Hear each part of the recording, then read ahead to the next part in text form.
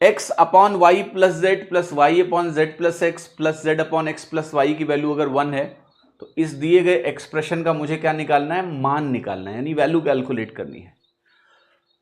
ठीक है, क्लियर है सभी को? तो देखो ये सवाल होगा कैसे, सिमेट्रिक एक्सप्रेशन आपको दिख रहा होगा, लेकिन ऑप्शन देखो ऐसे तो नहीं मालूम चलेगा हवा में कि भाई क्या उत्तर है, इसके लिए कुछ तो मेहनत करनी पड़ेगी। तो मेहनत बहुत सिंपल है, अगर मैं यहां एक्स स्क्वायर बनाना चाहता हूं, ध्यान से देखिए, अगर मैं यहां एक्स स्क्वायर बनाना चाहता हूं तो कैसे बनेगा, क्या कोई आइडिया है? तो आप कहोगे कि अगर हम सारी जो वैल्यूज दी हैं, देखो ऐसा भी नहीं कर सकता ना, एक इक्वेशन दी है तो अपनी मर्जी से मैं ऐसे कुछ नहीं कर सकता हूं, राइट?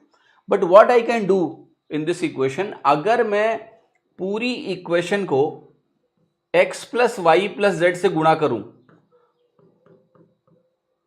तो देखो क्या होगा। अगर आपने ये किया, पहला टर्म देखो बस, ये अगर आपने किया तो X square upon Y plus Z दिखेगा, जो कि देखना है, और ये जो वाई प्लस जेड है ये इस वाई प्लस जेड से कट के +1 देगा। यस, तो हम कोई एक्स्ट्रा वेरिएबल टर्म नहीं क्रिएट कर रहे हैं, जो चाहिए वो क्रिएट कर रहे हैं, +1 क्रिएट कर रहे हैं।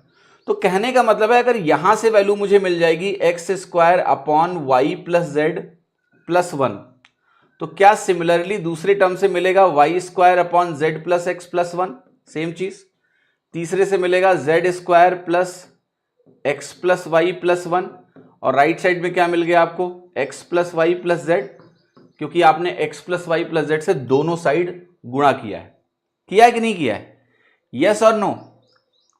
यही तो किया था आपने, X plus Y plus Z से गुणा।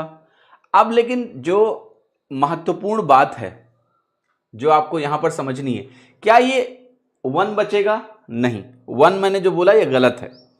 y plus Z upon Y plus Z तो 1 आएगा, ये बात ठीक है, लेकिन ये 1 फिर x से गुणा भी तो होगा या नहीं होगा? यस, तो ये प्लस एक्स देगा, और सिमिलरली यहां पर वैल्यू जो मुझे मिलेगी ये प्लस वाई मिलेगी, और सिमिलरली मुझे यहां पर जो वैल्यू मिलेगी ये प्लस में जेड मिलेगी।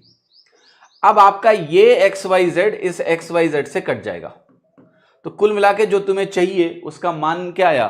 0। तो सी ऑप्शन आपका करेक्ट हो गया।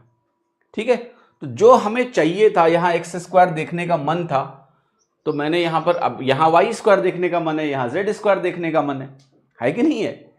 तो जब ऐसा मन है तो हम x plus Y plus Z से गुणा कर रहे हैं।